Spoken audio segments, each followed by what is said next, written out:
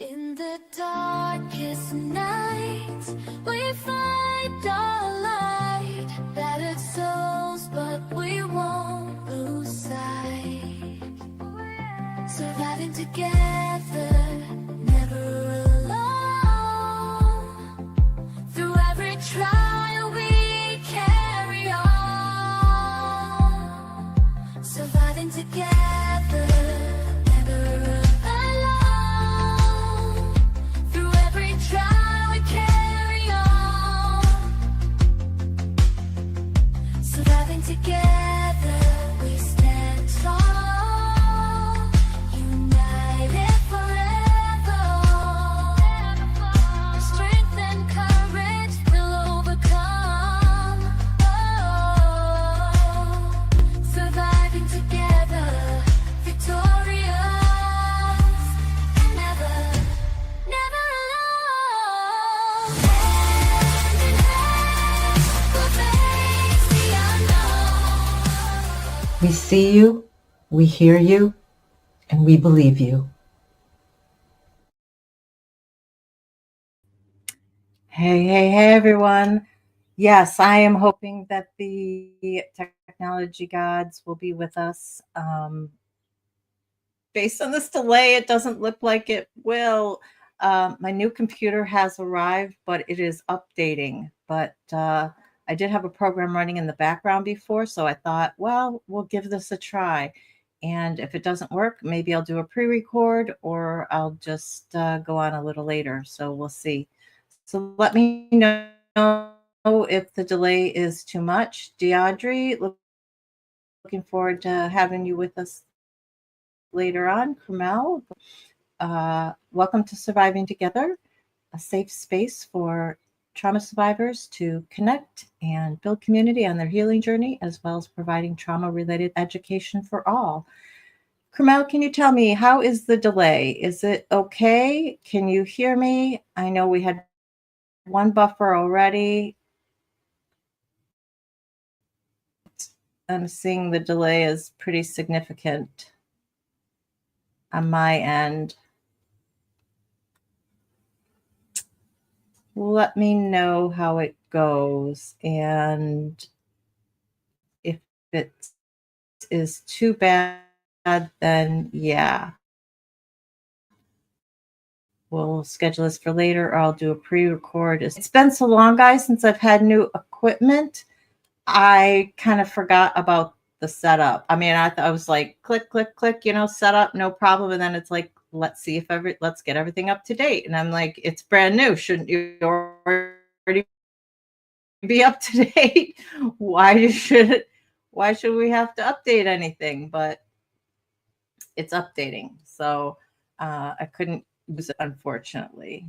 So it's reasonable for you. Okay.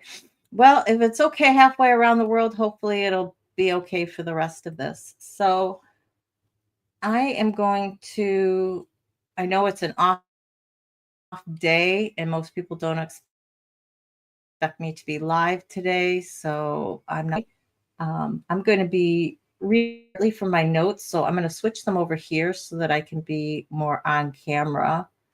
So I won't see the chat for a few minutes.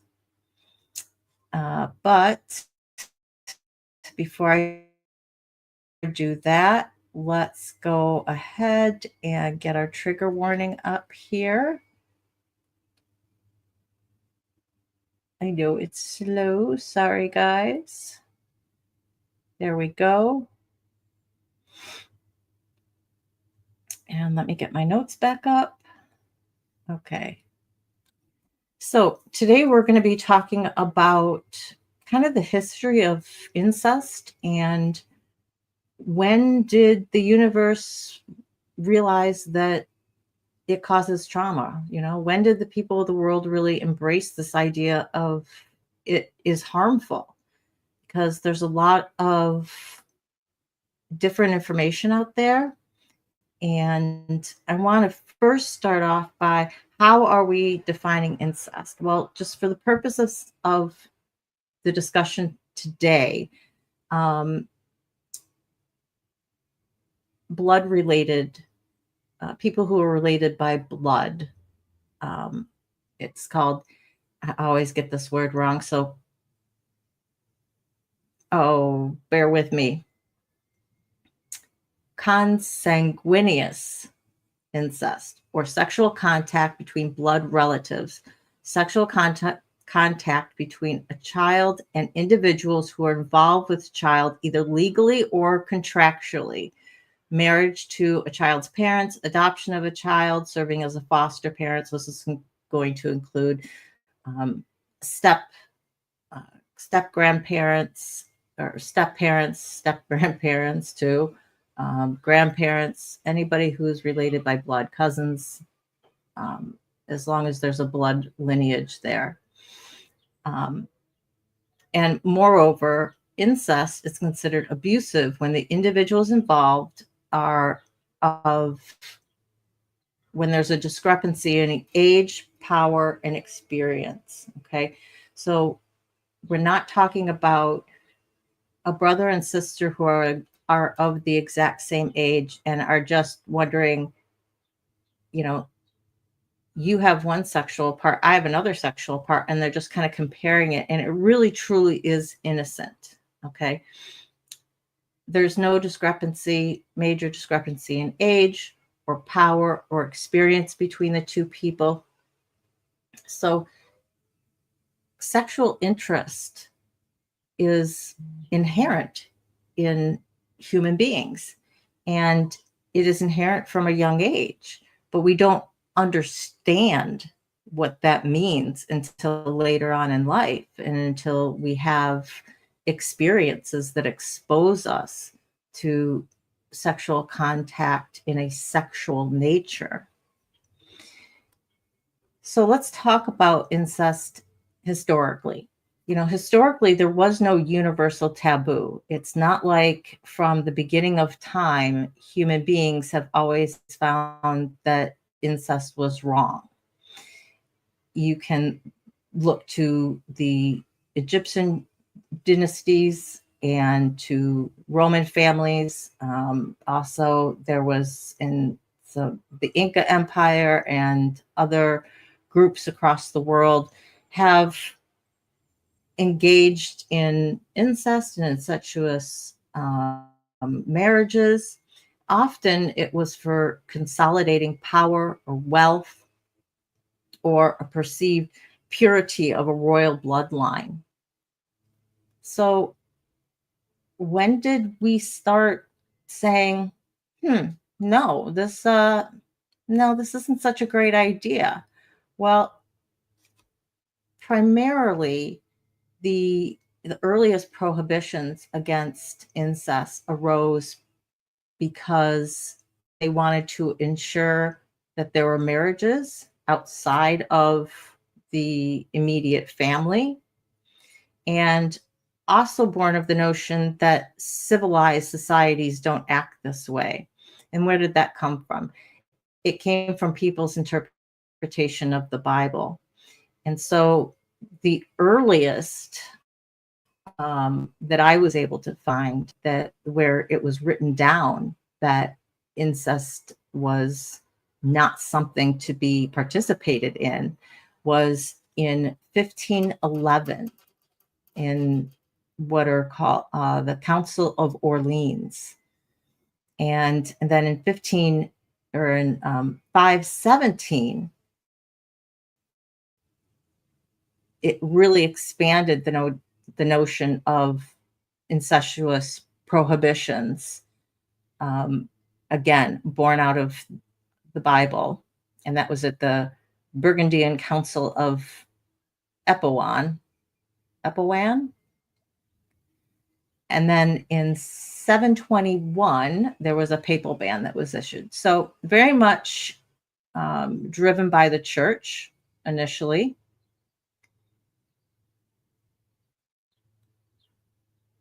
And, this continued as the church took hold in Europe, and then later on, as those nations from Puritan origins were brought over to the United States, to America, when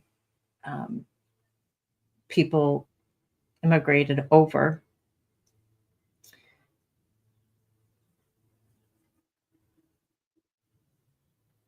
And in the 18th century, there was again a big push. The church was at a new height with the Victorian age in England, and as the Puritans were settling here in America. And then again in the 1970s, as early as the 1950s, at least here in the United States, um, as a result of feminist activism, which was really putting a focus on sexual violence. So, not only for adult women, but also for children as well. Those are kind of the two major times, modern times, where there was this big push to say, no, it's illegal, and making incest criminal versus just um, against God, or not biblically related. There were civil laws. I think it was like the early 1900s in England when the first criminal statutes became came around.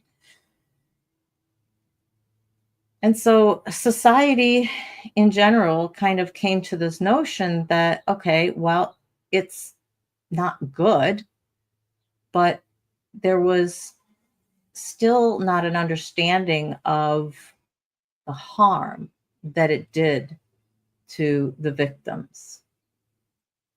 And I want to read for you a statement that I couldn't find a year on this,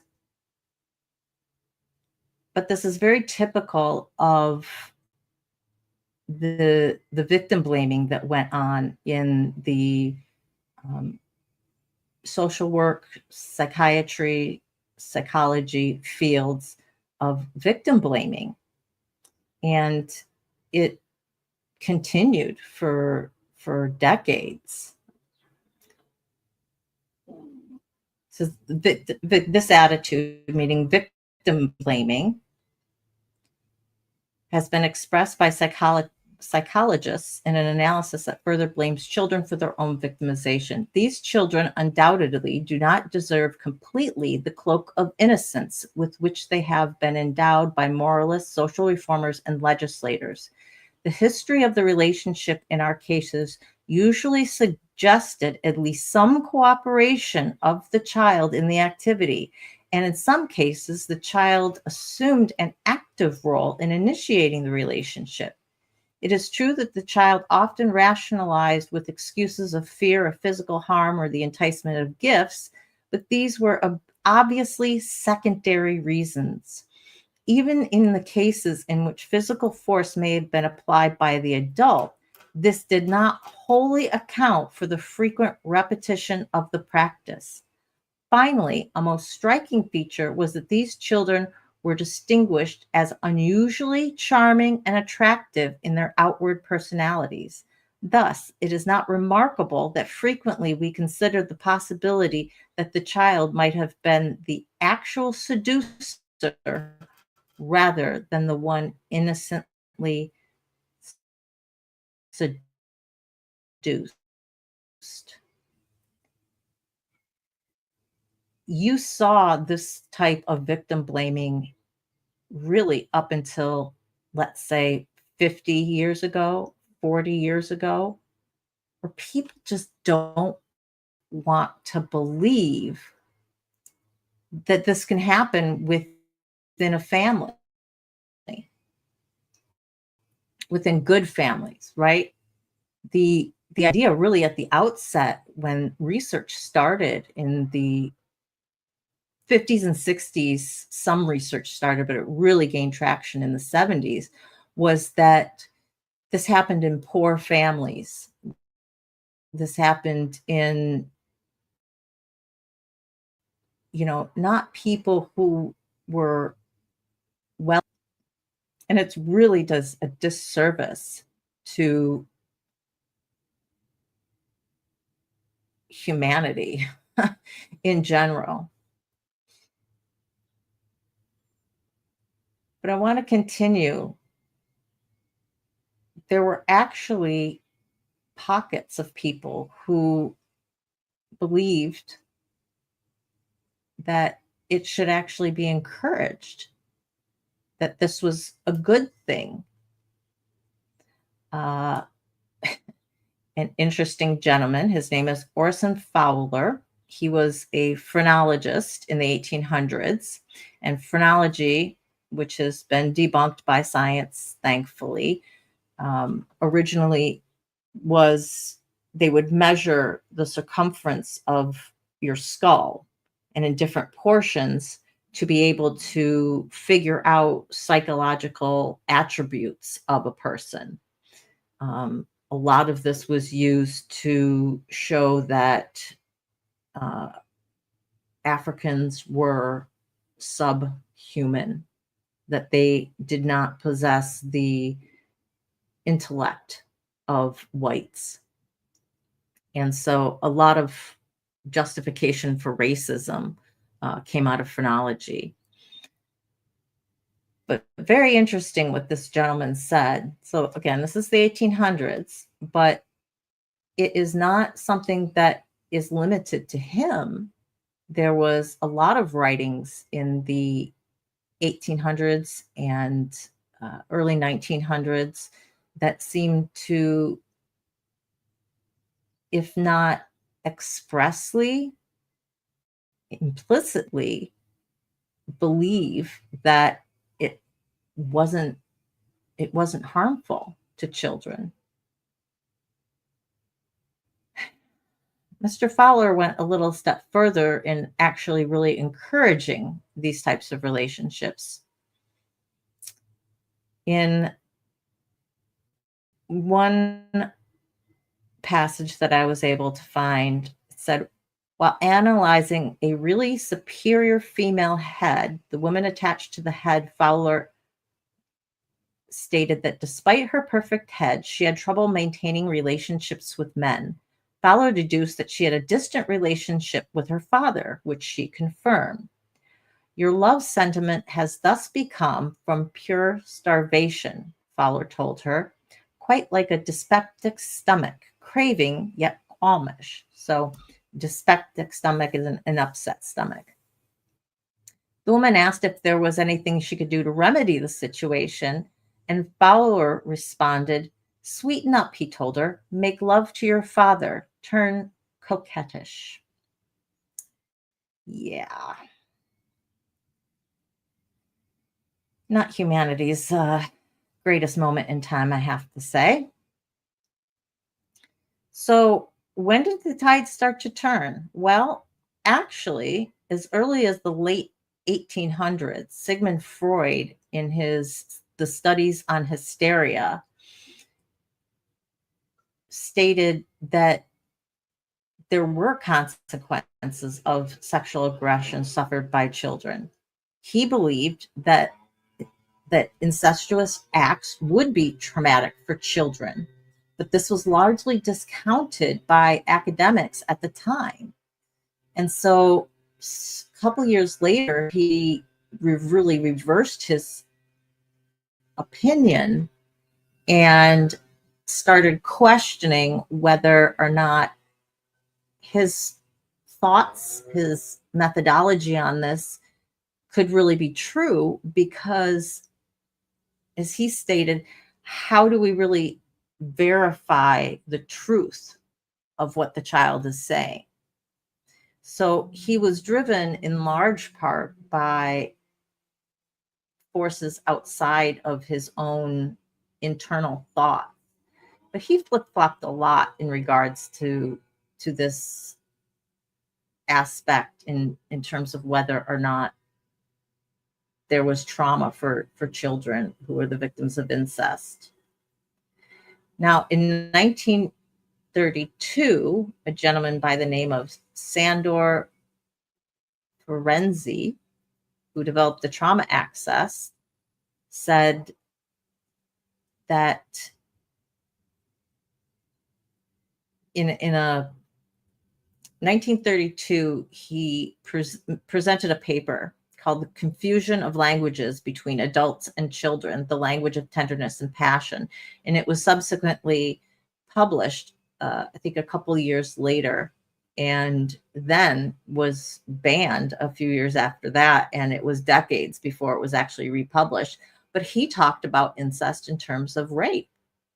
And so he was recognizing the harm that children suffered as victims of incest. But then it wasn't really until the 1950s and 60s when serious research started to be done in this area.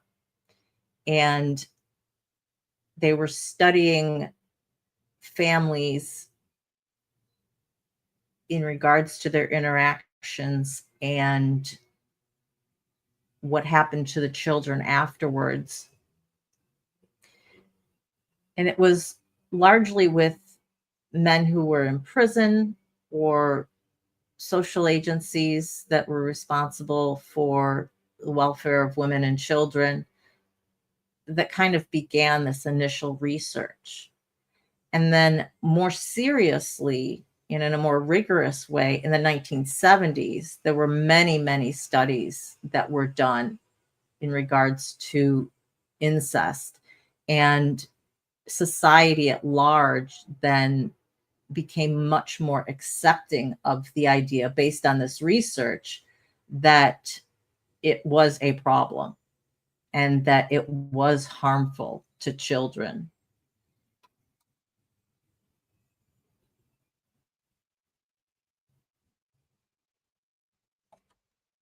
But not everybody was convinced.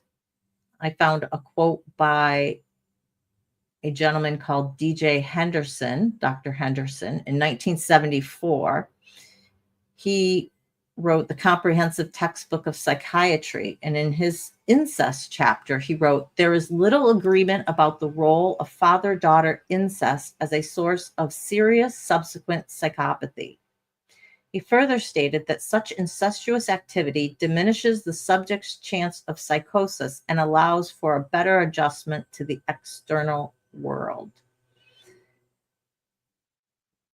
I also found a quote in 1983 by a J. Henderson. And so I don't know if this is the same person or not. I wasn't able to find a full name by this person. But it was an article that he wrote, he or she wrote, "Is incest harmful?" And the quote is, "The psychodynamics of all three parties to father-daughter incest," which I'm unclear. I read the full paper like 3 times, the pertinent parts, and I still don't know who the third party is supposed to be in the father-daughter relationship here. So your guess is as good as mine. I don't know if they're speaking of the mother or of, I have no idea. But anyway, the psychodynamics of all three parties to the father-daughter incest seems to indicate that people who become involved in such incestuous behavior are often psychologically damaged before the fact, so that if they show subsequent evidence of psychological impairment, the incestuous behavior can be plausibly viewed as a dysfunctional attempt at solving problems as it can be of subsequent psychopathy. So he's saying that we can't tell if this trauma, subsequent trauma, was caused by the incest or by problems that the child had before the incest.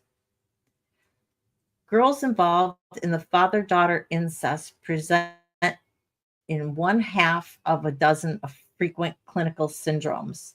The presentation is influenced by the degree to which the girl may have participated in ongoing incestuous behavior, as opposed to being the presumed victim of an older adult's coercive actions or her own temporary suspension of behavioral taboo. So saying that the degree to which there is harm is related to how psychologically damaged that the child was beforehand.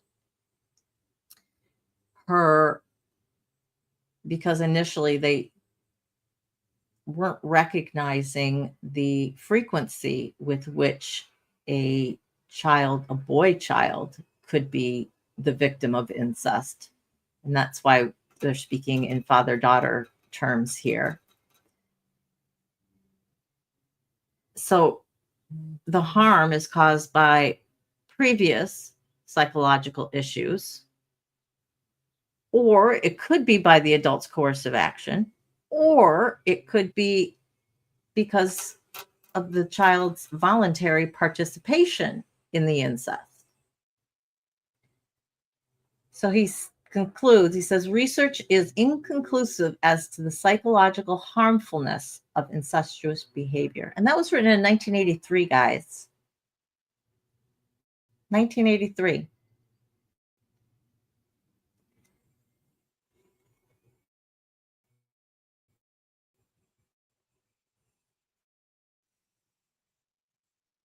Yes, yes. Who's stating the Habsburg jaw?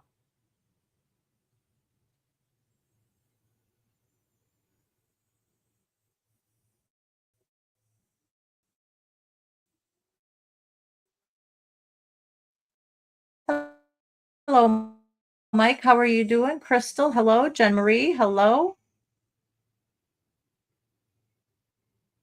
I can't find it again, but somebody mentions the Habsburg jaw. Right.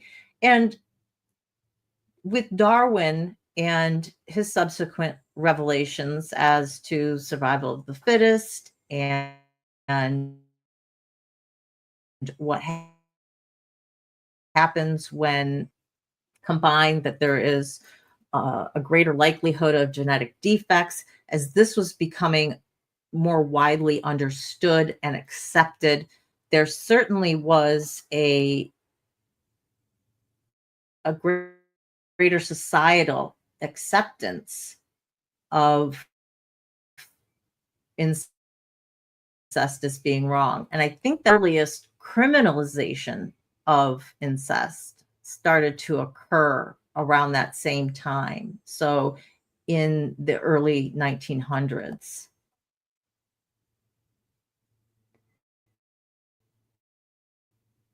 Going back to our lovely Dr.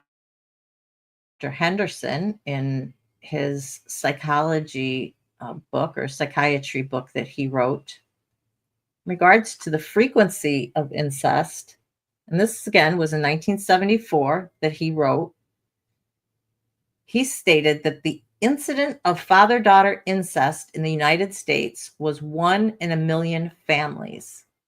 Now, Bessel van der Kolk, in his book, The Body Keeps the Score, stated that at that time, there were approximately 100 million women in the United States, which meant that around 100 women should have been the victim of incest, according to Dr. Henderson. And van der Kolk states, I love this from him, is he pondered that if that was true, then nearly half of those women had found their way to his Boston clinic. Because he stated he had 47 females in his clinic at the time that had confessed to being victims of incest. So to him, he obviously was questioning the veracity of that statement in terms of how frequent it occurred. And of course, Henderson was way, way off the mark. Subsequent contributions by people who were seriously investigating incest and trying to understand how often this happens, how it happened, to who it happened, and really looking at the root of where this came from, not just it happens to bad families, people who, don't know any better, or really looking at everybody in society. So by 1986, there was a woman by the name of Diana Russell, and she wrote that some form of father-daughter incest occurred, ranging from minimal to brutal, was found in approximately 1 in 20 families, and 1 in 7 families in which daughters resided with their stepfathers. And that was based on the research that she did for a book that she published, The Conspiracy of Silence, the Trauma of Incest, which was really groundbreaking at the time in terms of opening up this dialogue that this did not just happen in poor families. This did not just happen in broken homes. This happened in well-to-do families. This happened with boys as well as girls. So by the early 1990s, feminists, people who were looking into trauma, people who were participating in the dialogue of the larger conversation of sexual violence, there became more and more rigorous studies that were done until we understand now that it can happen to anyone in any type of family with any type of background.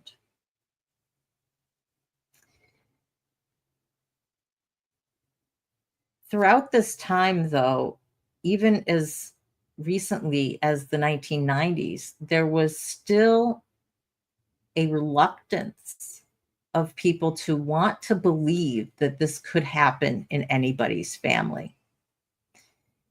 So, for reasons that we've explored before, silence often ruled. It was looked at as shameful, not only for the child, but just that this could happen within a family.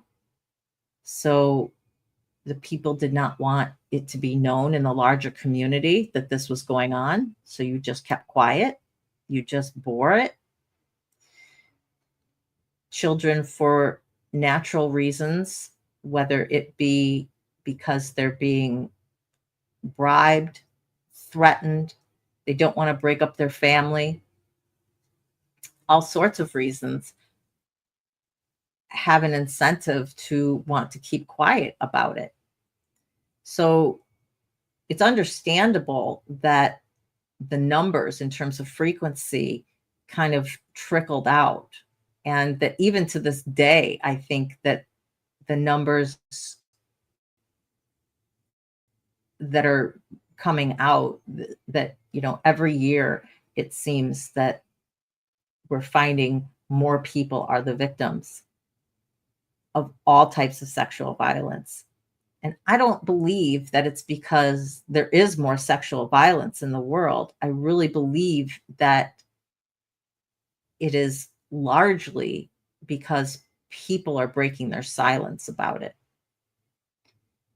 I can't speak to whether or not there's actually an undercurrent of more sexual violence. I have no idea. But I think it's very logical to reason that we're seeing these increased numbers year after year because people are no longer willing to bear the shame that is not on their shoulders to bear in the first place.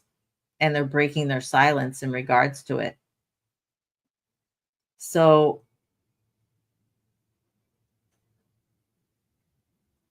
there was also a time period where repressed memories started to be explored, where victims were seeing their psychologist or the therapist, and they hadn't remembered that they had been abused. But through therapy, they were subsequently remembering things. And there was a vast skepticism as to whether or not these were their actual memories or whether they were being planted by the therapist, intentionally or unintentionally. We know now that it's extremely common for children of trauma to repress their memories, to lock them away, to not want to think about them. If the trauma is too overwhelming, the brain is going to put it away until it can process it. And oftentimes, it's not until somebody gets into therapy or starts on their healing journey on their own that they're able to understand the context in which the trauma happened. And therefore, the brain says, okay, you're safe enough. You understand enough that we can reveal these memories to you. But we went through, I would say at least 15 to 20 years where there was great skepticism as to whether or not to believe people when they didn't initially have the memories. Fortunately, we understand a lot more now.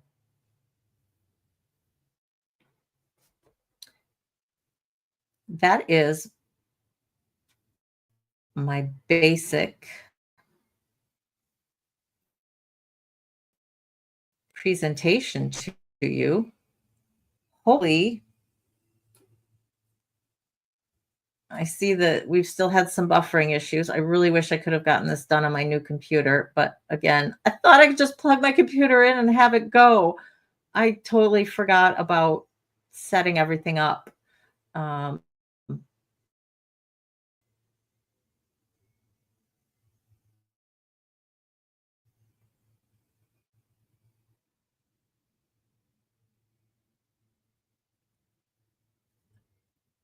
Interesting. Carmel says, apparently not taken too serious because incest is still legal in 70 countries.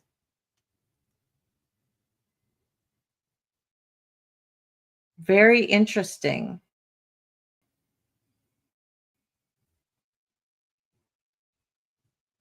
Crystal states, I'm trying to get your guys' comments up. Even by 1993, sibling incest wasn't acknowledged very much. Yeah, a lot of the earlier research, it was focused on parent-child or, adult-child. And it definitely, didn't come out until much more recently. I'll say in the last 25 years. Crystal, I agree with you that sibling incest or child-on-child sexual violence could be an issue that could even occur.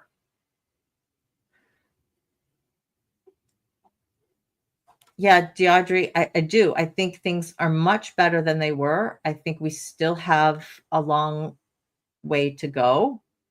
You meant my stream quality is better. Well, I think it still applies, right? Things are better. And Carmel, it's interesting that you say that because I have a final thought that I want to leave everybody with to comment on if you're listening on replay, or to put in the chat now or comment on later if you have a thought. What do you think about adult incestuous relationships, voluntary relationships? Do you think that it can ever be voluntary? So we're talking about people older than 18. They're adults, but they're related by blood. And they say, I am absolutely in love with my. In a lot of places, it is still legal. In the US,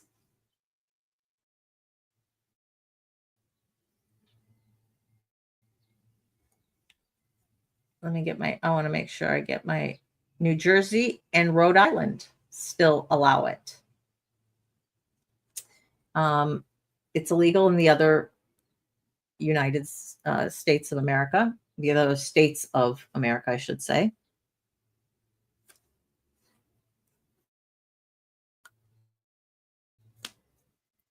Exactly right, Kamal. Way off in their numbers, right? They had no idea. No coincidence that a Boston doctor saw so many cases because incest is still legal in Rhode Island. And let's clarify, it's adult. Adult incest is legal. In Rhode Island, if you're under 6, the age majority there is 16. So if you're under 16, it is illegal. In New Jersey, if you're under 18, it is illegal. But the adult relationships are legal. Now, there's a whole separate live that I could do on the laws and the criminalization of incest, both for child and adult. If that's something that interests you guys, I'm happy to put the research in and do it and kind of poke around in different countries. I was just looking for the US because that's what's easiest for me to research. It falls under, they repealed incest statutes in favor of putting it all under whatever their sexual assault criminal laws were. So they didn't have separate incest laws, but everything was covered, still covered, right? You just have to, prove the sexual contact with the child. So they just removed that aspect.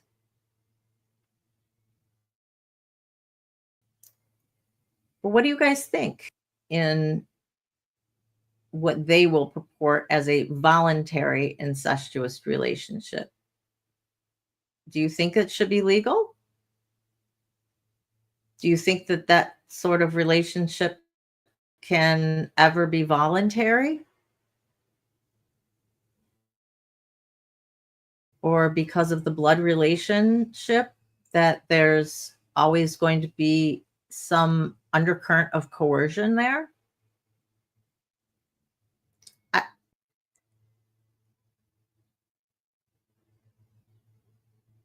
I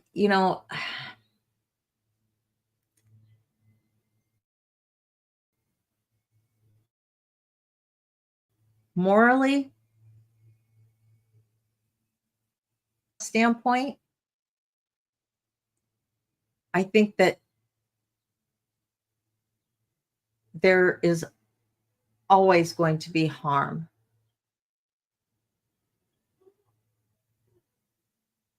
Even if you're an adult.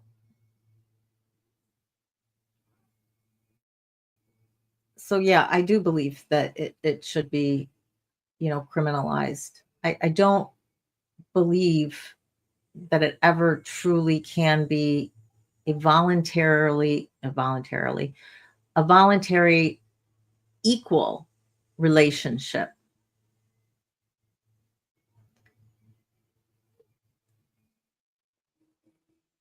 Especially when you've grown up with that person, you've known that person. It's yeah, Kermel, I agree. Crystal, I agree.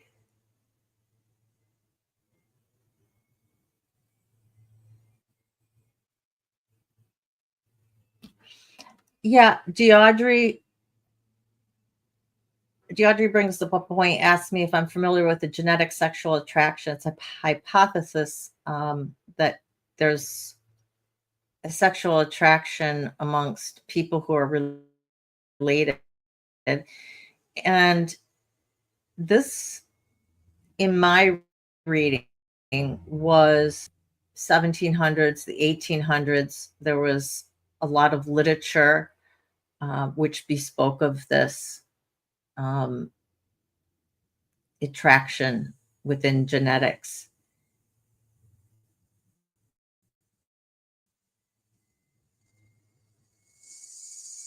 To the degree that we are sexual beings from the time that we're born,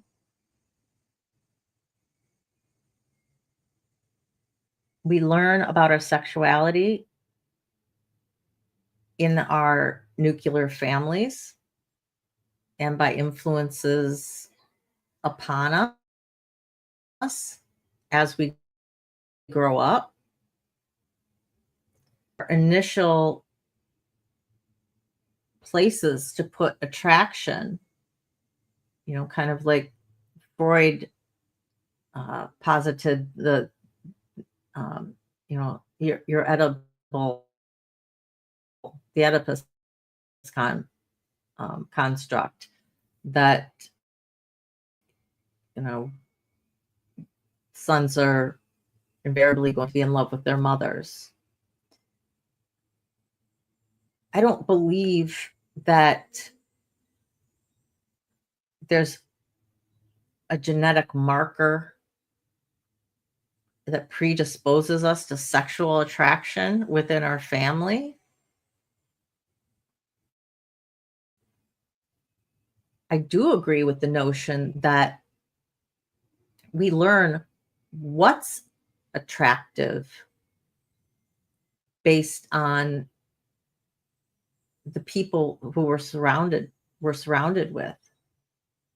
So attributes that we find attractive are based on the people who we grow up with.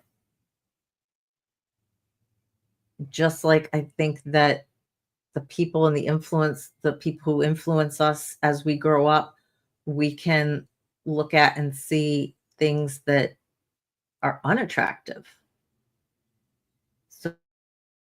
So you're not going to look for X, Y, or Z in a partner.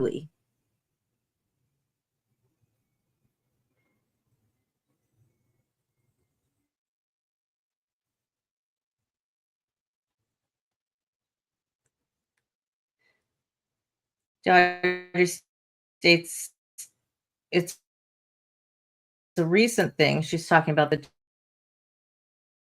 genetic sexual attraction and adopted kids with their bio families. Some experience disturbing attraction to their bio fam.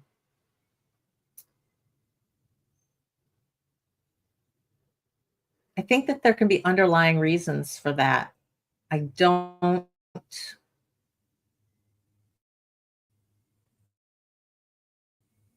I would need to be shown before I was willing to say, okay, I'm willing to accept that there's a genetic component to our sexual attraction. I think that love that we can feel for our kin. Let's take people who are adopted, who are finding their bio families. If they have had a hole inside them because they always felt like something was missing, and finding this person is filling that sort of hole. Is that true sexual attraction? Or is it getting all mixed up with all of these underlying feelings of completeness, feelings of love, of unconditional acceptance because you're kin? That there's a lot more research that would need to be done, or there's a lot more scientific evidence I would have to be presented with to say, okay, I agree with this. I think there's a lot of other explanations that could be the reason as to why they're finding. Stand the hypothesis. I just have not been presented with enough evidence to say I agree that that hypothesis is correct.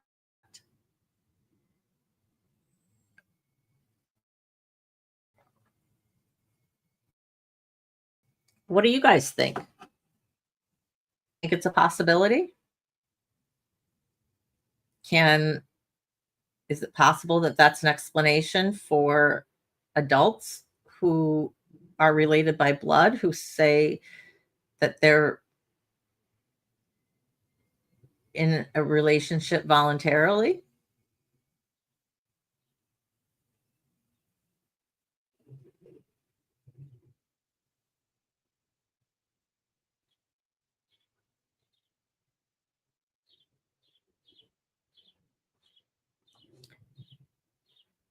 Because I think they were suggesting that being raised as a family creates the taboo. Certainly, society at large has been responsible for creating the taboo for incestuous relationships. Like we said, as early as 511, the church was using the Bible as their reason for prohibiting these relationships. Later on, it became because of genetic reasons. Also, there was a fear of if people were marrying inside of families, if they were to allow that sort of thing to happen, that it would be.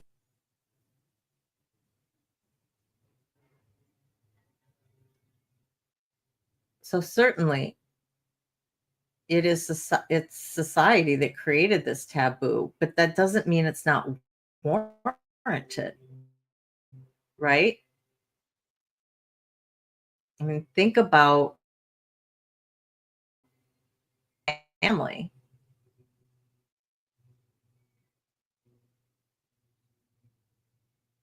I just don't feel like there really can ever be a justification for it. Take the taboo aspect out of it in the parties and the trauma that it can cause because of the relationship, because of it being within a family. And I think anytime something is going to be harmful to a child, I am focusing on children, that we as a society have to say, then it's not okay.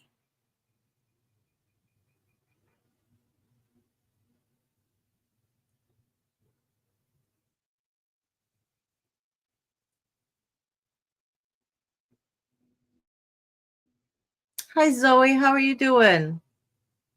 Thanks for popping in. And Zoe states that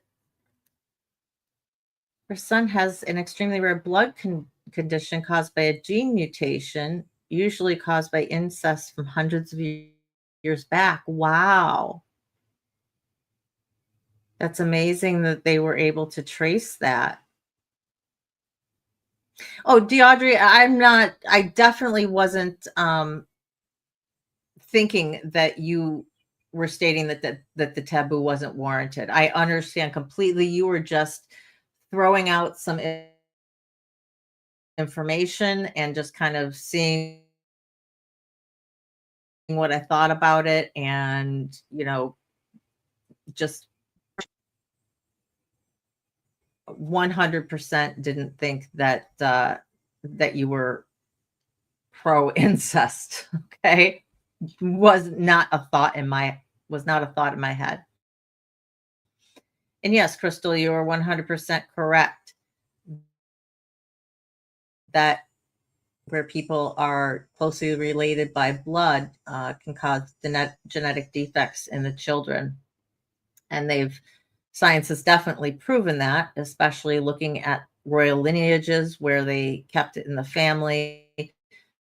That's why somebody mentioned the Habsburg jaw, where the family was so inbred. There was this jaw condition where it was extremely pronounced, and it kept getting worse because cousins kept marrying cousins and nieces and uncles, and it was just an absolute mess.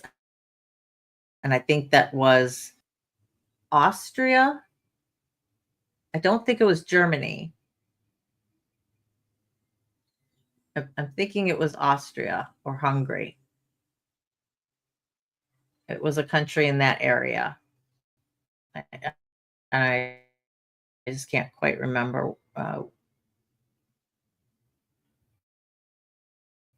where they were from. Hey, Indigo. Catch us on replay? No problem. I hope the replay is okay.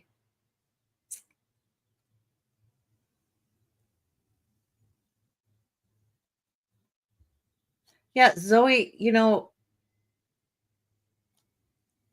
incest is not a region specific occurrence. This has happened all over the world. And I know that there are some people that would argue, because it is so prolific and happens everywhere, that therefore there must be a reason for it. And these are the people who are arguing against a taboo. But I'm going to argue that just because something happens doesn't mean it's right. It just means that people act in predictable ways. People with power will abuse the vulnerable for a number of reasons, and that's humanity. And that's why we have decided that certain things are wrong in society.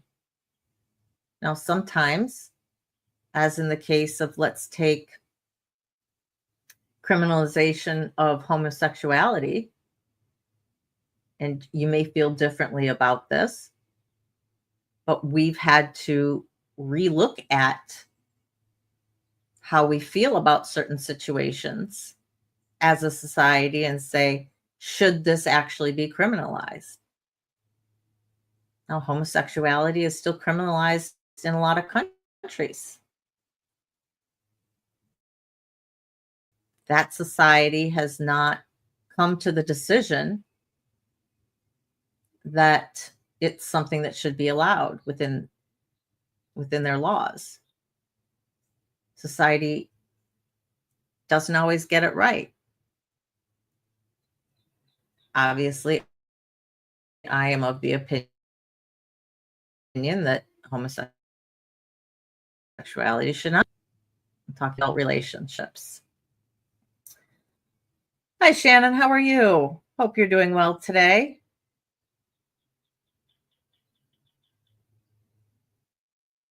Yeah, it's interesting. Like I said, I could do a whole nother show on the laws in regards to incest, where the child is the victim. How many countries still have it as legal? Now, a lot of places, as I found, just with the little research I did for the United States, they don't have incest laws per se, but it falls under their sexual conduct laws. It's a place or that place, they don't have incest laws, and therefore they were assuming it's legal, I think that's a jump you can't make unless you look to that society and say, okay, just because you don't have a specific incest law, if a father is to abuse their daughter, does that fall other criminal statute? Is that still going to be illegal?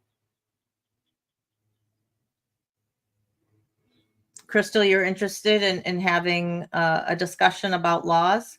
I can definitely put that down. I got my book here from last time.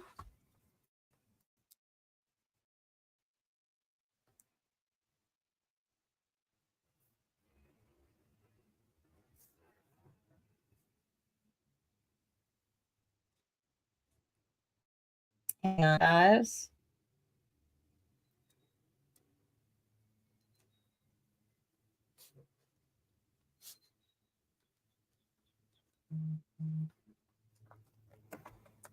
Okay, that's something that's going to take me a little while because I want to research that pretty thoroughly. So, not just the US.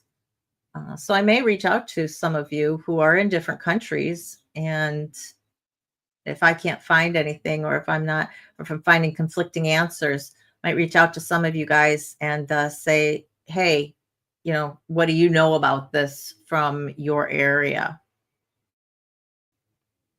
So I've got it on my list. That'll definitely be something that I can start some research into and see what we can come up with.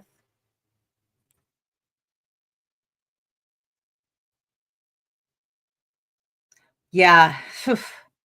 um,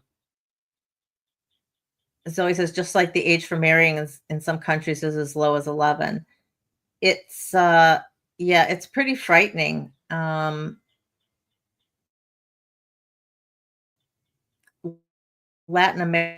America, I looked at and I forgot, but they're anywhere from 13 to 16. And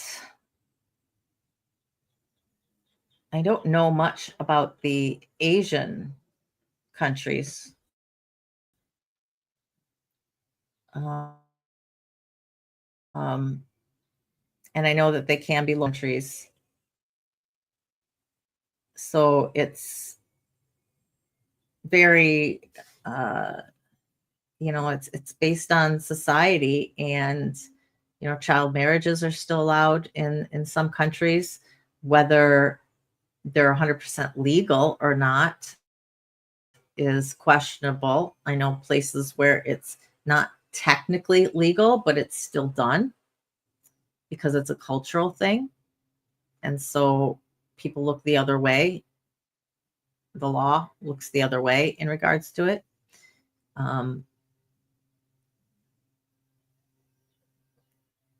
Yeah, very, very interesting. Audrey, you're also interested in the legal aspect of it? Okay. Well, I've got it down on my list, and it's certainly something that I will look into. I have no idea what I'll be covering on Saturday or next week. The next 3 shows will probably be something that doesn't require a huge amount of research for me, only because my book chapter is due August 1st. And so that's like got to take precedent in my my to-do list. Let's put it that way. So definitely,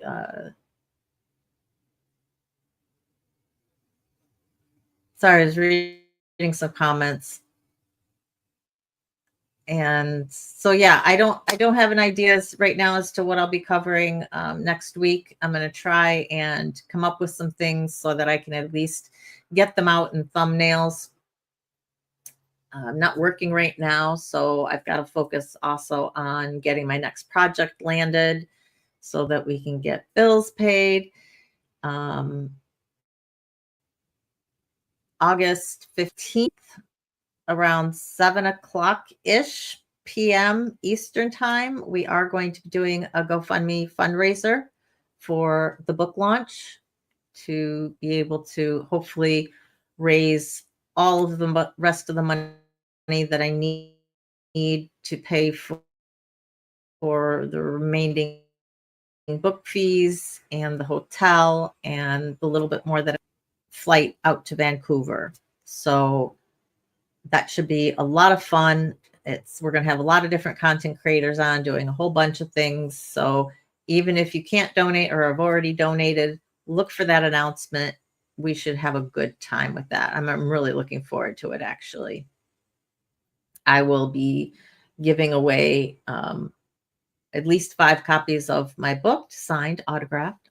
I say my book, my chapter will be in the book, but you will receive that when it's published. I don't know when we're actually going to get them. The official book launch is November 6th and November 7th. The people who organize it are in Australia. So when they announce their dates, I'm never quite sure if they're going by Australia time or if they're going by US time, since we are going to be in Vancouver. So we'll have to see.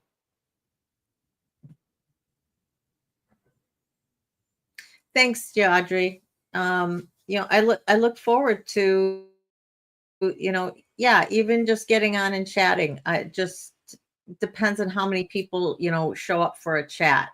If we don't have the numbers, it can get a little stilted in terms of not having enough people participating in the chat and kind of keeping a conversation going. But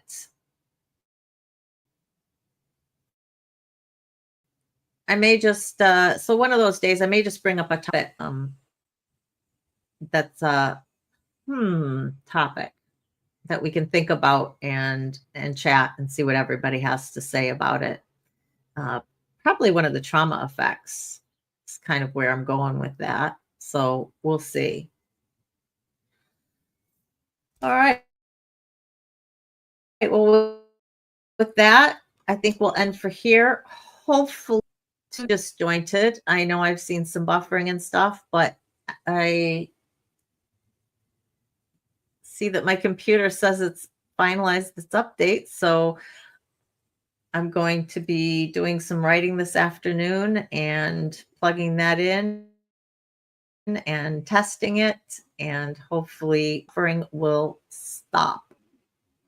If it's still going on, then it is 100% StreamYard, because my new computer has Windows 11 and I don't know how StreamYard is integrating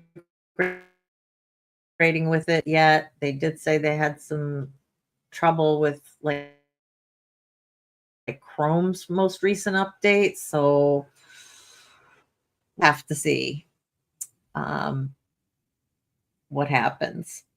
But from then on, I don't know what else to do, right? Except switch off StreamYard and go to a different service. So cross our fingers that Wednesday will be better. But I will see you guys with a to be determined topic, hopefully. And then Saturday we'll be back at 3 p.m. Eastern. So remember, you are worthy, you are valuable, and you are loved just the way you are, for who you are. So hugs and love from me. Mwah. Thank you for joining me today. If you're watching on replay, appreciate it. Drop a comment. If you haven't hit that like button, please do before you leave. It really helps with the algorithm and to push this video out to other people who might be interested. Surviving together, never alone. Bye, guys.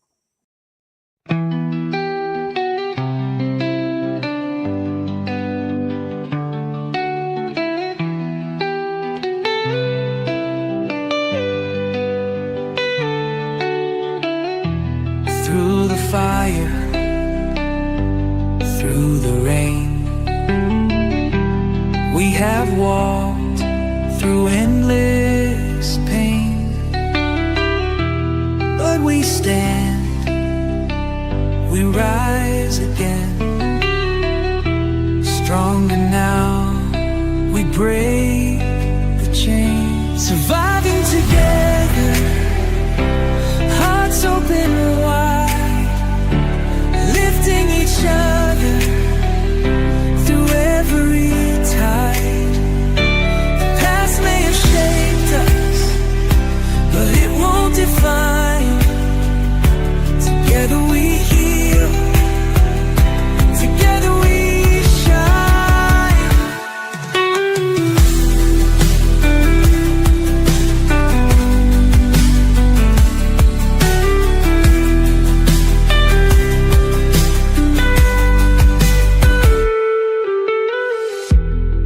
Every tear, every scar tells the story of who we are. Not just survivors, but warriors too. With love as our armor, we see this through. We see you, we hear you, and we believe in you. Surviving together, hearts open wide, lifting each other through every tide. The past may have shaped us, but it won't define. Together we heal, together we shine.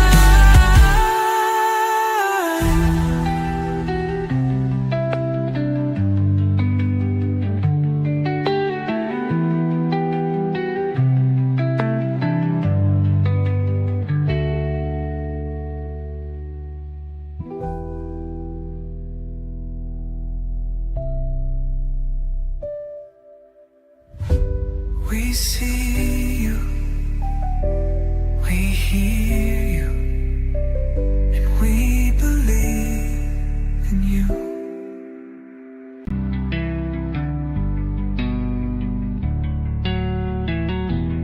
Mm.